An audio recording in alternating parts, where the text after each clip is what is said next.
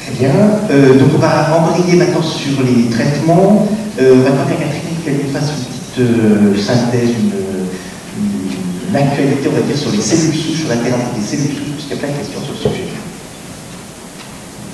Oui, donc je vais répondre en fait à beaucoup de questions qui ont été posées sur les cellules souches. Donc voilà, s'il y a le point exact que vous posiez n'a pas été, je n'y ai pas répondu, encore une fois, on y répondra dans la lettre et sur le site. Donc les cellules souches, bien sûr, ça fait rêver.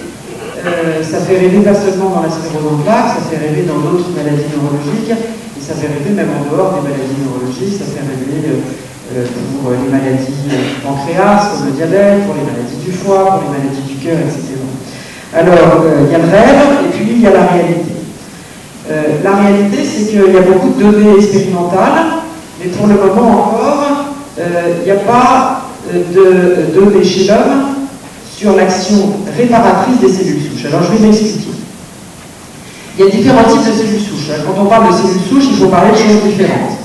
Il y a d'une part les cellules souches qui sont dans notre moelle, pas la moelle épinière, pas la moelle neurologique, mais qui sont dans la moelle osseuse, dans les os, au sein des os, là où se fait le sang. Et donc, dans cette moelle osseuse, on a identifié deux types de cellules souches. Un type de cellules souches qui s'appelle les cellules souches hématopoïétiques, qui vont donner les éléments du sang. Et puis les autres cellules souches qui s'appellent les cellules souches mésenchymateuses. Et ces cellules souches, elles ont une capacité de donner beaucoup de types cellulaires. Donc il y a actuellement, dans le monde, pas en France actuellement, mais il va peut-être y avoir une étude qui va débuter, mais dans d'autres pays d'Europe et du monde, il y a plusieurs études qui utilisent les cellules souches mésenchymateuses chez les patients atteints de sclérose en plaques. Donc ce sont des cellules qu'on injecte par voie vasculaire et dont on regarde l'efficacité. Qu'est-ce qu'on peut en attendre? Parce qu'avant de commencer à travailler chez l'homme, bien entendu, il y a eu des études qui ont été faites dans des modèles expérimentaux. On ne passe pas juste de l'idée qu'on a dans la tête à l'expérimentation chez l'homme. Et donc, ce que nous ont appris ces modèles expérimentaux avec ces cellules souches, donc encore une fois qu'on trouve dans la moelle des os, ces cellules souches mésenchymateuses, c'est qu'elles peuvent être intéressantes parce qu'elles peuvent jouer un rôle d'immunomodulateur. Vous savez, immunomodulateur, c'est-à-dire on module le système immunitaire qui est déréglé dans la maladie. On a des médicaments qui sont immunomodulateurs comme les interférons, la copaxone, d'autres médicaments à venir sont des médicaments immunomodulateurs. Donc les cellules souches mésenchymateuses, elles sont aussi vraisemblablement un effet immunomodulateur, peut-être un petit peu particulier parce qu'elles peuvent donner une immunomodulation à la fois dans le sang et puis comme elles peuvent rentrer dans le système nerveux central, elles peuvent donner une immunomodulation locale. Et pour le moment, pour ces cellules souches mésenchymateuses, même si elles ont le mot de cellules souches, il n'y a aucune donnée qui a permis de dire que ces cellules souches pouvaient réparer des lésions.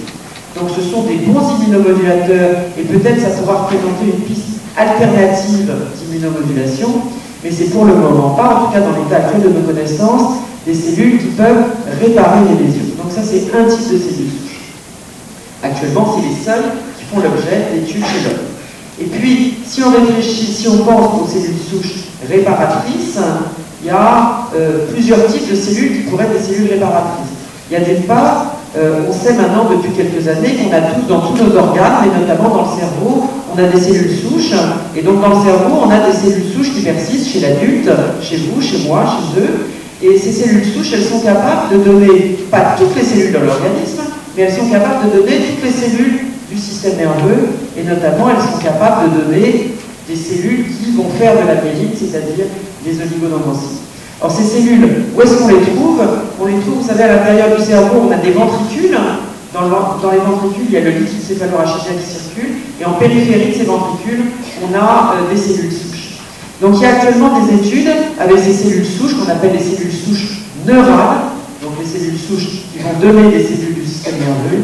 Et donc il y a des données chez l'animal, chez lequel on crée une sclérose en plaques expérimentale, il y a des données chez l'animal qui sont intéressantes et qui montrent que ces cellules souches neurales, qui ne sont pas simples à aller chercher, vous imaginez, puisqu'elles sont localisées dans la périphérie des ventricules cérébraux, donc au milieu du cerveau, ces cellules souches pourraient avoir un rôle réparateur.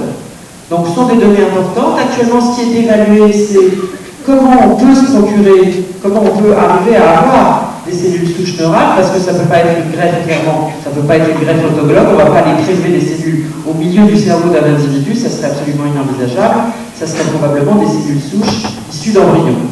Donc il y a actuellement, avant de se lancer dans un essai thérapeutique avec des cellules embryonnaires qui ont une capacité de prolifération, il faut vérifier qu'on ne joue pas les apprentis sorciers, et actuellement on est dans la phase, quand je dis on, c'est à l'échelle européenne, il y a un consortium européen de réflexion. On est en train de voir quelle est la sécurité de ces cellules, c'est-à-dire est-ce que si on greffe ces cellules, il n'y a pas un risque de développer des tumeurs. Si cette étape de sécurité se passe de façon satisfaisante, il est possible que dans les années qui viennent, il y ait une étude avec des cellules souches neurales chez des patients atteints de sclérose en plaques, mais ce n'est pas pour aujourd'hui et demain, mais c'est peut-être dans les années qui viennent. Et encore une fois, il y a toute cette étape de sécurité qui est absolument majeure. Il y a d'autres cellules, mais j'en parlerai pas, qui sont en cours d'étude justement pour essayer de voir si elles ont des capacités de réparation. Et puis juste pour terminer, puis après j'en aurai fini, je voudrais aussi vous mettre en garde, parce que je l'ai vu dans un certain nombre de questions, vous allez me dire, voilà, mais en Europe, que ce soit en Allemagne, que ce soit en Belgique, que ce soit dans d'autres pays, il y a des cliniques de cellules souches. Et si on va sur le site de ces cliniques de cellules souches, c'est le miracle, elles guérissent tout. Elles guérissent tout, c'est pas gratuit, hein, c'est très cher d'ailleurs pour guérir tout.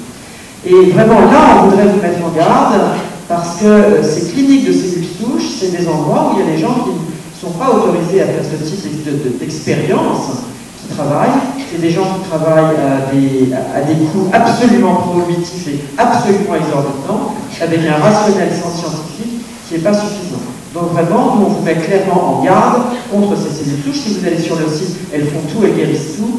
Mais non, elles vendent des illusions, ces cliniques de cellules souches. C'est une piste vraiment intéressante et il faut que ça soit fait par les mains de médecins et de chercheurs qui ont comme intérêt la recherche sur la maladie et l'aide aux patients, et pas des gens qui ont comme intérêt leur propre bénéfice financier. Et pour ceux que ça intéresse, et vous êtes nombreux, hein, il y a maintenant sur le site de l'ARCEP, et ça a été fait notamment grâce à l'aide d'Emmanuel Plassard, qui travaille à l'ARCEP, qui a beaucoup travaillé là-dessus, et qui a traduit en fait en français les résultats d'une conférence de consensus qui a eu l'été dernier à Londres, dans laquelle l'ARCEP était très partie prenante, hein, j'y étais, et un certain nombre de membres du conseil scientifique de l'ARCEP étaient présents. Et donc cette réunion de consensus, qui est maintenant, dont les résultats sont maintenant parus dans une revue très prestigieuse qui s'appelle la revue Nature, et bien cette conférence de consensus fait clairement le point justement sur les différentes cellules souches, sur ce qu'on peut en attendre, et sur ce qu'on doit en attendre, et sur tous les éléments de sécurité, etc. Et donc je vous invite à aller sur le site parce que vraiment ces données sont exprimées de façon très claire.